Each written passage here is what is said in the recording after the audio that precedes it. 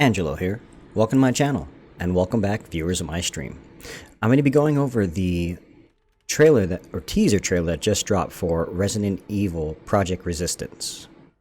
Now first off, I heard a rumor that this game was a 4v1, similar to that of a Dead by Daylight or Friday the 13th, or games like that where there's usually a killer or like a PvP, but then with PvE as well. So the four heroes or characters, survivors, I guess you can say, similar to Dead by Daylight, are the ones that are going to be combing through, by what it looks like, some sort of Red Queen hideout. If you notice, each one of these rooms are locked off and sealed.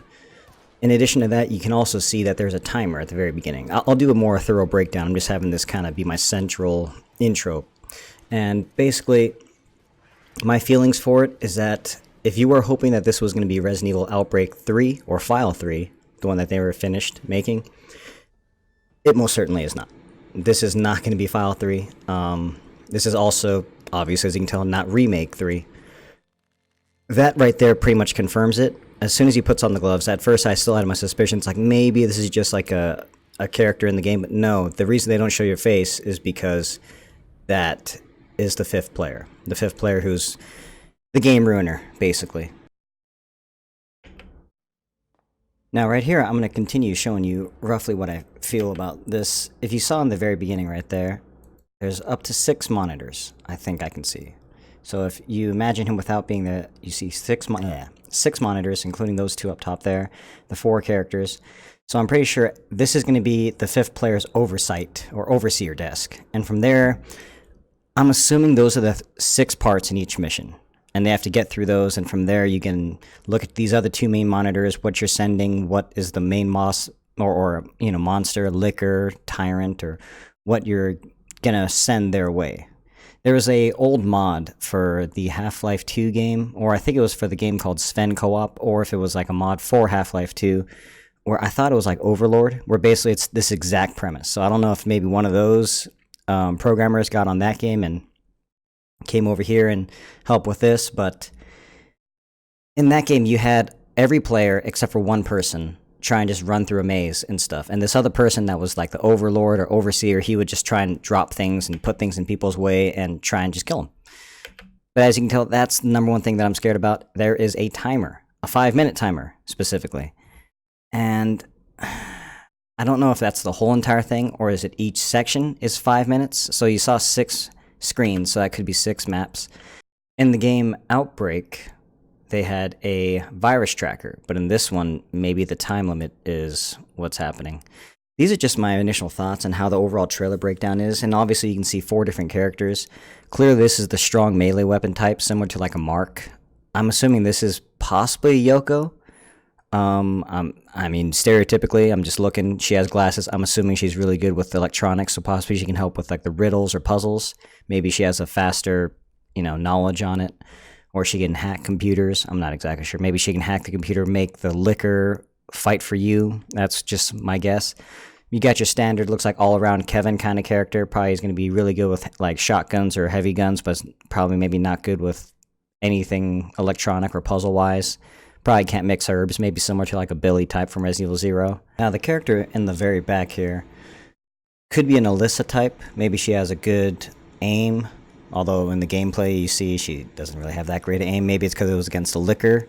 Another reason that kind of was wondering is, or what I was wondering is, let's just hop to that scene real quick. So when she does fight this licker, as you can tell, so obviously like, just jumping real quick to the combat, it looks like you can have defense. So basically you can defend, or maybe perhaps that's a death move. And notice that, come on, you got to give her something better than a freaking 2x4 with 2 nails in it. Come on. I mean, yeah, that's the first time she shot something, but then this guy's getting mauled. And I wonder if that's an instant death move where you need someone in your party to help you. Otherwise you're just going to die, like an instant death. But see, it's still not dead. And then here, now she's pretty much missing every single shot, and originally she was even shooting with one hand. So she's shooting with just one hand, and obviously she's missing all of her shots, kind of be like David. Then she switched to 2 hands, still missing all of her shots. So I don't know if they're gonna calculate possibly like an evasion because I'm assuming this is going to be very similar to like a third-person over-the-shoulder shooter, and of course also they implemented like bombs and whatnot. So that's very similar to just having like destructible barrels, or even the mines from Resident Evil Decisions. Was it Decisions? No, End of the Road. End of the Road. Decision might have also had it too, but I think End of the Road for sure had it. And again, just what this reminds me of right here, if that, all those things in the beginning, that was all you did, I'm sure that this end part could be the final part of the entire game mode or whatnot, or perhaps just the boss of every section. So like the 6 sections, he's the boss of this end of this section, and then you move on to the next one, and eventually the last one's a tyrant. And looking at that, homeboy's wearing some Nikes. I don't think that's important, but like I said, these are all probably customizable characters you can play. If these are actually the final characters you get, then so be it. It's cool. Other things that I did notice were as soon as they entered this room, so let's just say, for instance, they cleared out that room. They get in this next one, doors close, and you're locked. See, it's very small rooms. Very small rooms, so I don't know how much puzzle solving you have to do unless the puzzle is at every door, and that's when this chick comes in, because that's mainly all you see. See, then that front door closes, and then the back door also, I guess the back door should have also closed. And then when I see these zombies, they look great. Obviously, these are Resident Evil 2 Remake zombies that they were using. Didn't show any headshots, like, you know. That right there also, if you notice, he had a regular melee, which is why I think he's a mark type. Because that's a standard melee, that's regular, and then he gets shot, and then 360, and that one, home run, you see? So that one is a much, much harder hit. So in my opinion, it could be like a charge attack, or just that guy's specialty, possibly needs a build-up gauge or whatever.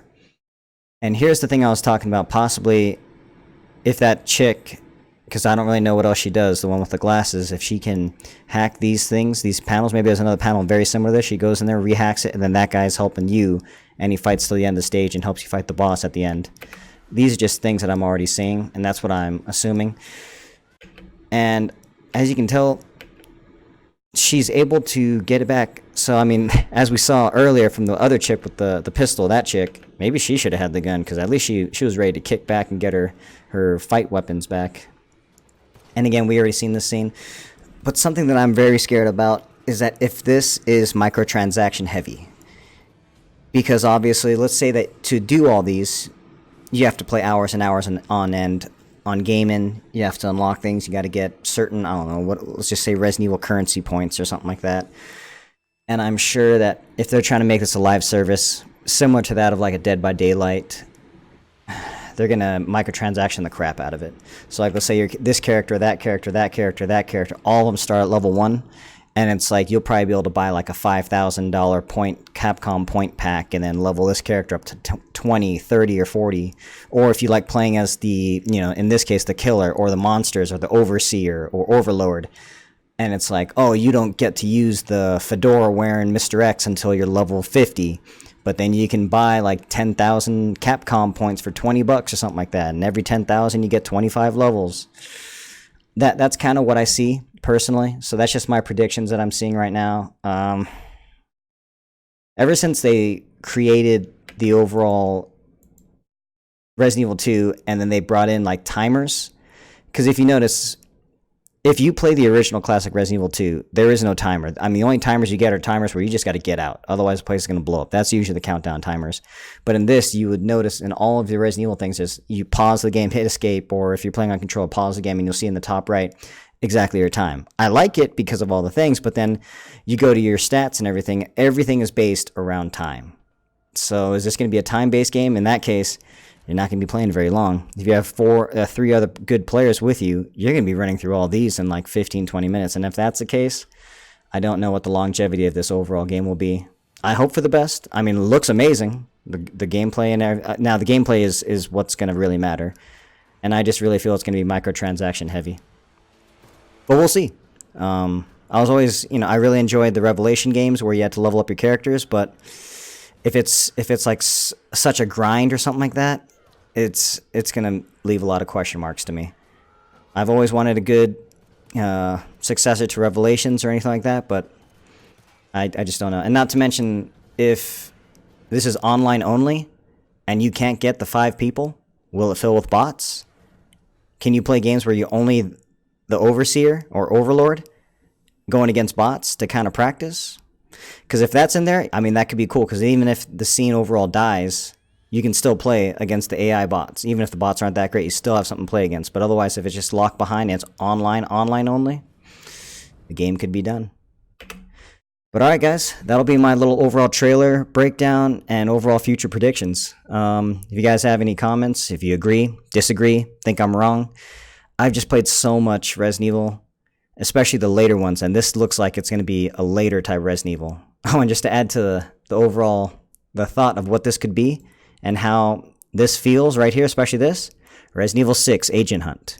I know a lot of people hated Resident Evil 6, and I know a majority of people never even played it with Agent Hunt on. It is kind of fun, but I can literally see this exactly being how Agent Hunt is. You're loading in, you're gonna... Yeah, that's actually exactly what this is. It's Agent Hunt. Capcom loves reusing assets, so you would literally see a spot here, and then you would switch between whatever camera you wanted, and then you would just drop in. And then you would try and take out either Jake and Sherry, or Leon and Helena, or Piers and Chris. And then, yeah, you would just constantly go through the camera area, and yeah, you would just drop in, and then you'd be there running around, and then you'd be playing as characters such as zombies to start, and then you would transform into different types. If you were a Juavo, you would turn into a Straylat and a Pod, and then eventually you'd even get, you know, characters like Lickers. But there were no Lickers. Well, yeah, there wasn't really any Lickers in 6. There was in 5, but... Yeah, guys, that's my overall impressions on the game. So, at least this teaser trailer. Of course, no gameplay yet, but that's what I'm feeling. Again, if you guys think I'm right, wrong, let me know. And I guess in, what 7 days-ish or whatever, we'll find out for sure exactly what the gameplay is about. Well, guys, thanks for tuning in. Have a great day, and goodbye.